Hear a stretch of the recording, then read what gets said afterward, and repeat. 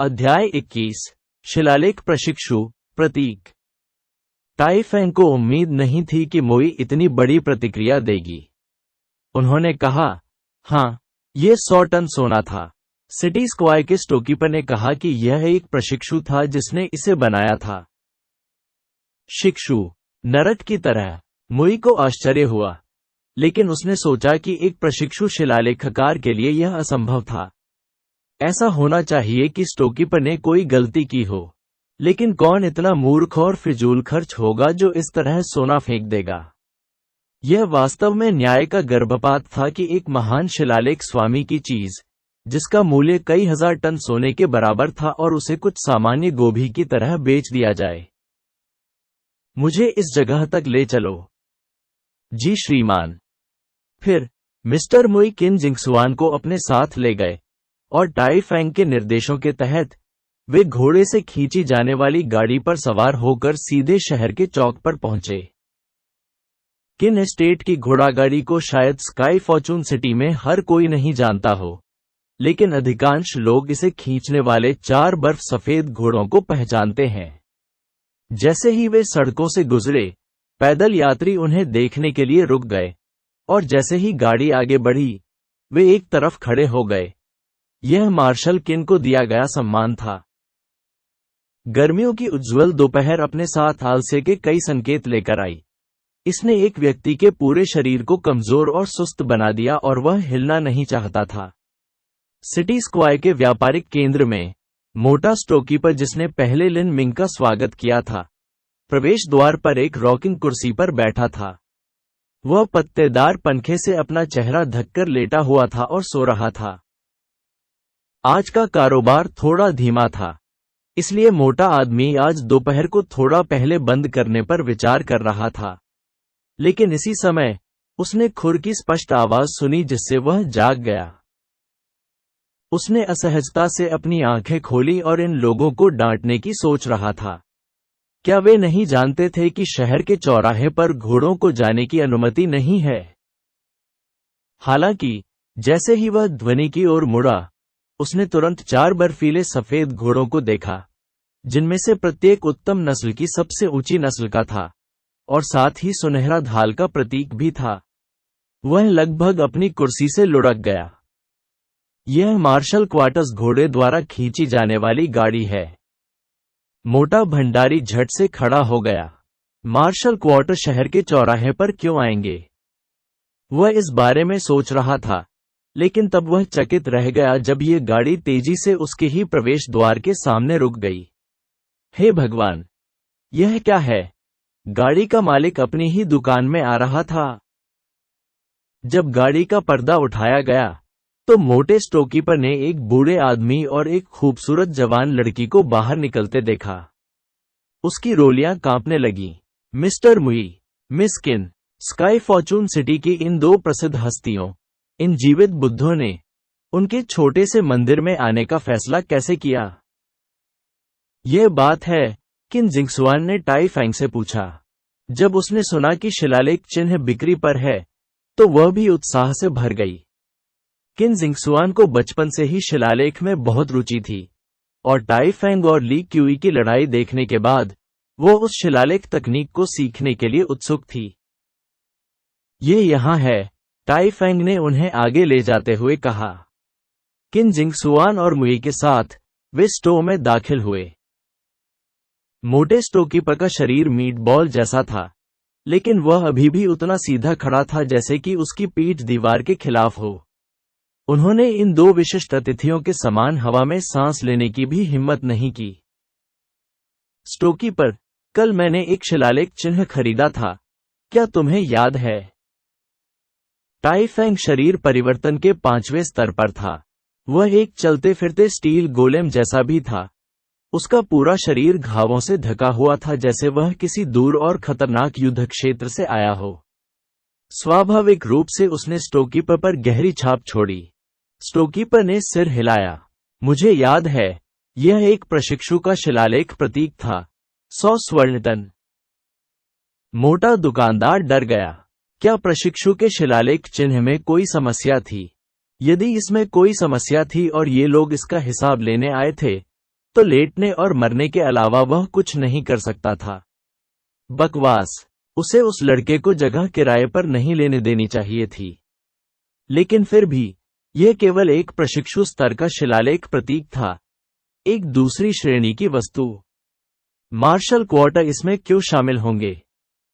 मैंने सुना है आपके पास एक और है, वह कहाँ है?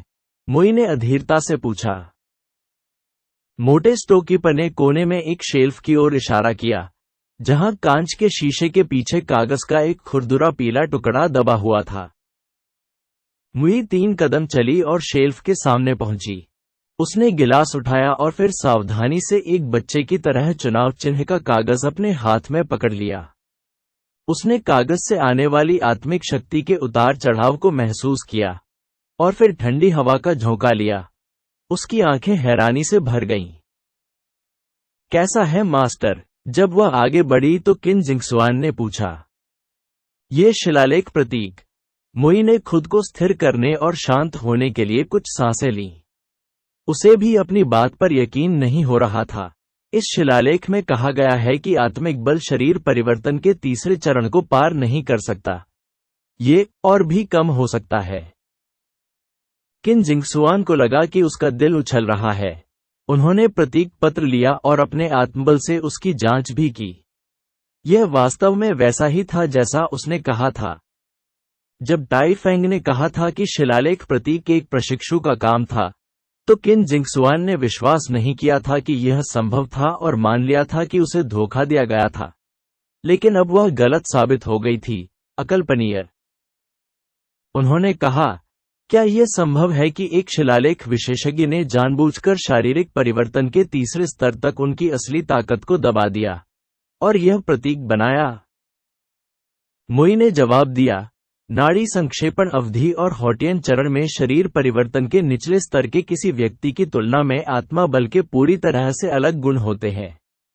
न केवल इसे दबाना बेहद मुश्किल है, बल्कि इससे खुद को नुकसान भी हो सकता है। ऐसा करने की न केवल कोई आवश्यकता या लाभ नहीं है, बल्कि इससे शिलालेख प्रतीक की गुणवत्ता भी कम हो जाएगी। मैं वास्तव में उस बुजुर्ग के विचारों की थाह नहीं ले सकता जिसने इसे बनाया है। उस मोटे स्टोरकीपर ने उन दोनों को प्रतीक के बारे में चर्चा करते हुए सुना, और सभी परस्पर विरोधी भावनाओं से उसके मस्तिष्क में शॉर्ट सर्किट महसूस हुआ। उन्होंने मूल रूप से सोचा था कि शिलालेख प्रतीक में कुछ दोष था, इसलिए वे उससे निपटने आए थे। लेकिन इन दोनों को सुनकर ऐसा लगा कि शिलालेख प्रतीक में कुछ महत्व था, इसलिए वे जांच करने आए। यह मिस्टर मुई है। वह संपूर्ण स्काई फॉर्चून किंगडम में शीर्ष 3 शिलालेख विशेषज्ञों में से एक थे। वह भी इस बात से हैरान था कि यह शिलालेख चिन्ह कितना मजबूत था। मोटे दुकानदार को अफसोस की वेदना महसूस हुई। अगर उसे इस बात की जानकारी पहले होती तो वह इन्हें इतनी कम कीमत पर नहीं बेचता। लेकिन वे प्रतीक चिन्ह किसी जर्जर दिखने वाले युवक ने बेचे थे। उसने इतना भयंकर शिलालेख चिन्ह कैसे प्राप्त कर लिया?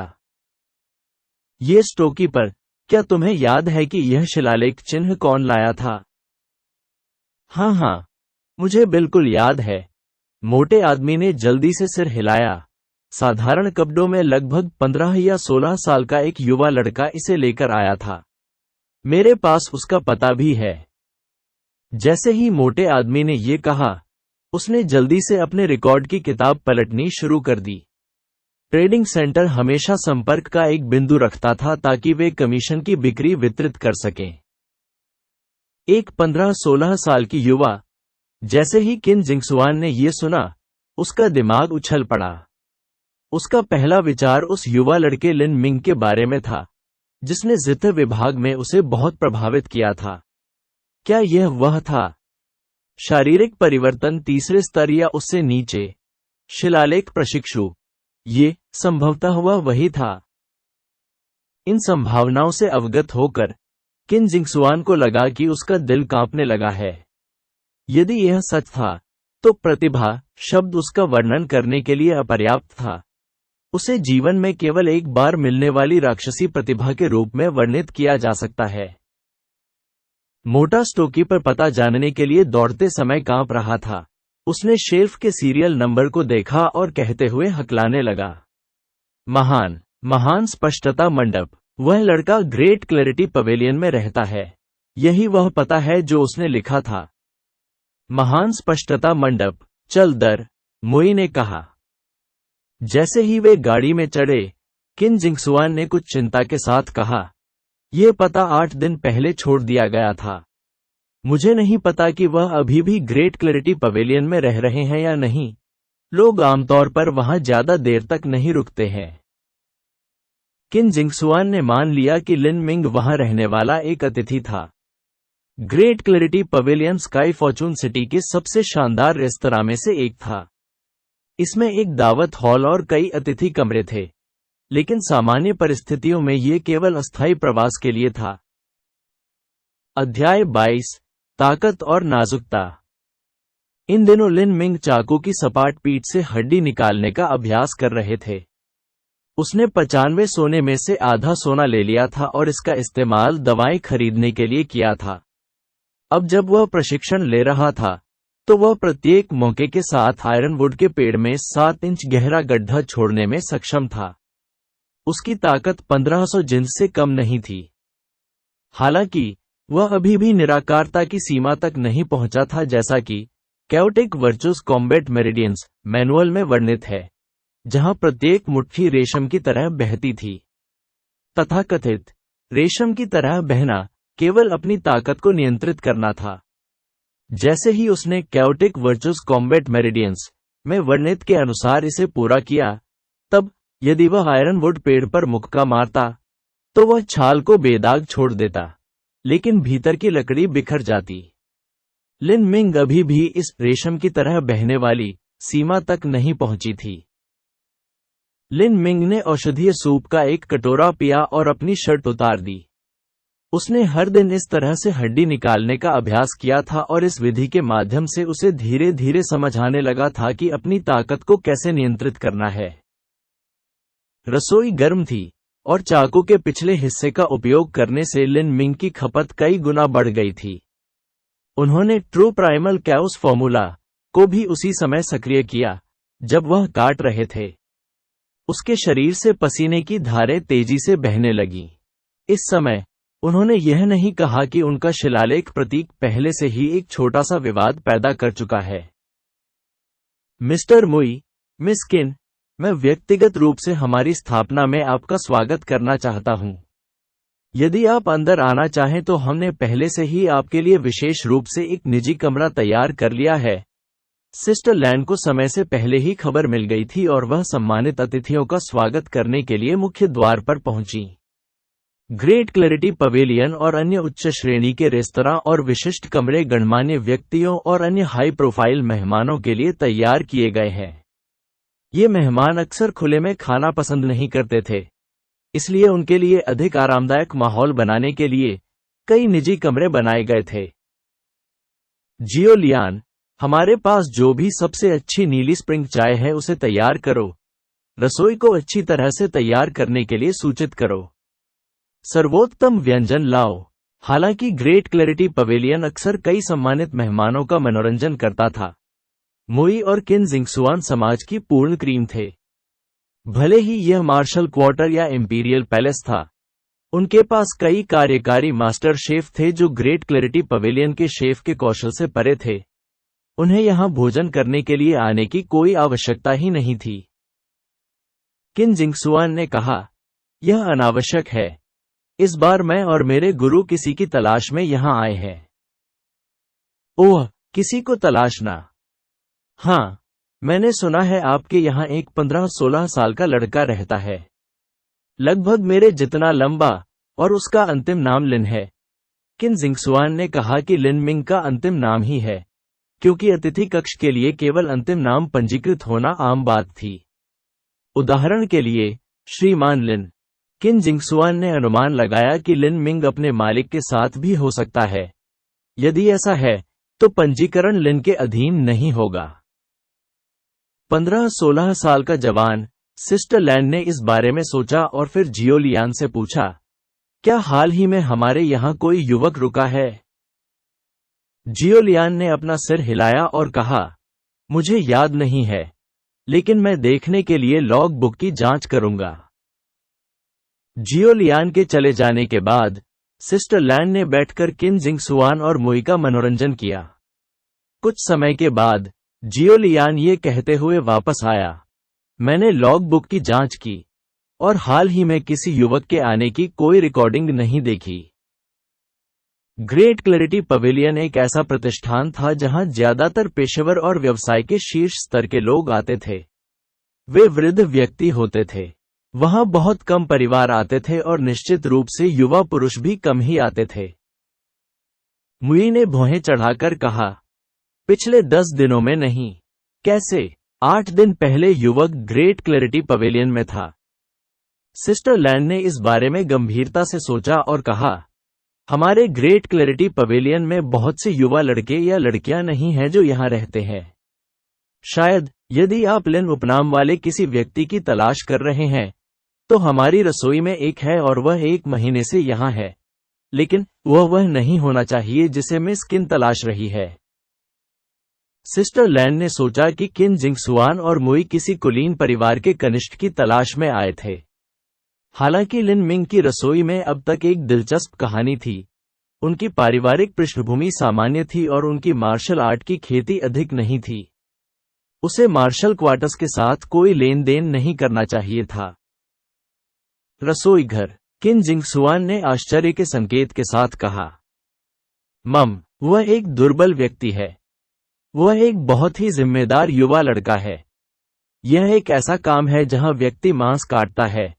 सिस्टर लैंड ने देखा कि किंग जिंगसुआन को नहीं पता था कि डिबोनिंग के पेशे में क्या शामिल है, इसलिए उसने उसे समझाया। मांस काटना संभव नहीं। मुई ने यह सुना और कोई आशा नहीं रखी। एक सम्मानित शिलालेख मास्टर मांस काटने वाला कैसे हो सकता है? लेकिन किन जिंगसुआन ने हार नहीं मानी। उसने जोर देकर पूछा, उसे किस नाम से बुलाया गया था? मुझे पूरा यकीन नहीं है। यह बोलता भी बहुत कम है। हम केवल इतना जानते हैं कि उसका अंतिम नाम लिन है। उसे इस समय रसोई में काम करना चाहिए। क्या आप देखना चाहेंगे? मम, जिस तरह से आगे। किन जिंगसुआन ने खड़े होते ही सिर हिलाया। वे सिस्टर लैंड का अनुसरण करते हुए ग्रेट क्लैरिटी पवेलियन की रसोई में पहुंचे। दरवाजा खोलने पर किन जिंगसुआन को अपने चारों ओर गर्म हवा और भाप का झोंका महसूस हुआ। गर्मी का मौसम आ गया था और रसोई की गर्मी के साथ मिलकर यह असहनीय रूप से गर्म था। किन जिंगसुआन ने बस अपनी आत्मा की शक्ति को घुमाया और शुष्क, तीखी हवा को बिखेर दिया और सिस्टर लैंड के साथ रसोई में प्रवेश किया। रसोई के रसोइयों ने आश्चर्य से अपनी आंखें फैला लीं। कुछ नवयुवकों के जबड़े लगभग फर्श तक पहुंच गए। ग्रेट क्लैरिटी पवेलियन में कई सम्मानित अतिथि आते और जाते थे, इसलिए इन वेटरों और शेफों के पास व्यापक अनुभव और ज्ञान था कि कौन महत्वपूर्ण है। उनमें से कई लोगों ने किन जिंगसुआन को पहचान लिया और उन्हें अपनी आंखों पर विश्वास नहीं हुआ। पूरे स्काई फॉर्चून सिटी में ऐसा कोई नहीं था जिसने उसका नाम न सुना हो या उसकी उत्कृष्ट प्रतिभा के बारे में न जानता हो। वह ग्रेट क्लैरिटी पवेलियन की रसोई में क्यों आएगी? सिस्टर लैन अंततः रुकी और रसोई के कोने से कुछ दूर एक कमरे की ओर इशारा किया। वहां ग्रेट क्लैरिटी पवेलियन की रसोई बहुत बड़ी थी और लिन मिंग अपने छोटे से कमरे में काम करते थे। वह यहां खतरनाक जानवर के मांस को काटता था और फिर उसे संरक्षण के लिए फ्रीजर में भेज देता था। दरवाजा खुला और किन जिंगसुआन ने अंदर झांका। वह केवल हरे रंग की पैंट पहने एक युवक को देख सकी। उसकी हल्की मांसपेशियों वाली ऊपरी पीठ नंगी थी और वह एक खतरनाक जानवर के शरीर को काटते समय एक सामान्य हड्डी वाला चाकू पकड़े हुए था। युवक की पीठ किन जिंगसुआन की ओर थी। पीछे से देखने पर उस युवक की पीठ सम्मिलित रूप से मांसल और फिट थी। उसकी त्वचा धूप से काली पड़ गई थी और व्यायाम से स्वस्थ चमक थी। शायद ये रसोई की गर्मी के कारण था या शायद इसलिए कि लड़का बहुत कड़ी मेहनत कर रहा था, लेकिन उसकी पीठ पूरी तरह से पसीने से लथपथ थी और इससे ताकत का एहसास हो रहा था। क्या वह लिन मिंग था? किन जिंगसुआन अनिश्चित थी। इसलिए उसने कई कदम उठाए। उसने युवक की प्रोफाइल देखी। यह दृढ़ अभिव्यक्ति वाला एक युवा और कोमल चेहरा था। पहली नजर में यह ध्यान देने योग्य नहीं था, लेकिन थोड़ी देर और देखने पर दिल की धड़कन बढ़ सकती थी और यह एहसास हो सकता था कि वह एक अविस्मरणीय रूप से ऊंचा चरित्र था। हालांकि उसने उसका केवल एक छोटा सा पक्ष ही देखा था, किन जिंगसुआन ने उस केंद्रित और तेज नजर को पहचान लिया, और यह जीते विभाग से लिन मिंग की छवि के साथ ओवरलैप होना शुरू हो गया। वह नहीं जानती थी कि क्यों, लेकिन इससे उसका मन उछल पड़ा और उसकी गर्दन पर हल्की सी लाली दौड़ गई। उसने अपने सामने के दृश्य की कल्पना नहीं की थी। वह उत्तम शिलालेख प्रतीक जिसके लिए आत्मिक बल पर अच्छे नियंत्रण और नाजुक कोमल स्पर्श की आवश्यकता थी। क्या यह युवक वही था जो बर्बरतापूर्वक जानवरों का मांस काट रहा था? ये दो पूर्णतः विरोधाभासी विचार एक ही लड़के में प्रकट हुए। जटिल और रहस्यमय महान सुंदरता और एक दूसरे के विपरीत सरल ताकत ने उसके दिल को एक क्षणिक डूबने का एहसास दिया। इसी समय लिन मिंग पलट गई। रसोई में बहुत से लोग आते जाते थे, और जब लिन मिंग अभ्यास करता था तो वह अक्सर अपने आसपास की चीजों को नजरअंदाज कर देता था, लेकिन उसे एक अंतर महसूस हुआ कि कुछ लोग उसे देख रहे थे। हो सकता है कि कोई उसे ढूंढने आ रहा हो। लेकिन जैसे ही उसने देखा कि यह किन जिंगसुआन था, वह रुक गया। किन जिंगसुआन, वह ग्रेट क्लैरिटी पवेलियन में क्यों आई? उसके लिए। किन जिंगसुआन ने लिन मिंग के हाथ में साधारण चाकू देखा था। यह 1 फुट लंबे हड्डी वाले चाकू से भी कम था, और इसमें कुछ भी विशेष या विशेष नहीं था। लेकिन किन जिंगसुआन को जो आश्चर्य हुआ वह यह था कि लिन मिंग अप्रत्याशित रूप से मांस काटने के लिए चाकू के पिछले हिस्से का उपयोग कर रहा था। यह वास्तव में था। उसकी नजर मांस के टुकड़ों पर गई जिसे लिन मिंग ने काट दिया था। अनुभाग सुसंगत, सम और साफ सुथरे थे। क्या इन्हें चाकू के पिछले हिस्से का उपयोग करके बनाया गया था? मिस किन, क्या आप मुझे ढूंढ रही थीं? लिन मिंग ने पूछा। उसने मुई को पीछे से देखा और उसका दिल पसीज गया। इस बूढ़े व्यक्ति ने उसे पूर्ण शक्ति का एहसास कराया, मानो कोई अदृश्य और निरंतर शक्ति उस पर दबाव डाल रही हो। उनकी पृष्ठभूमि संभवतः एक शीर्ष पावरहाउस थी, शायद पल्स कंडेंसेशन स्टेज या यहां तक कि दुर्लभ हॉटियन स्टेज में कुछ मास्टर।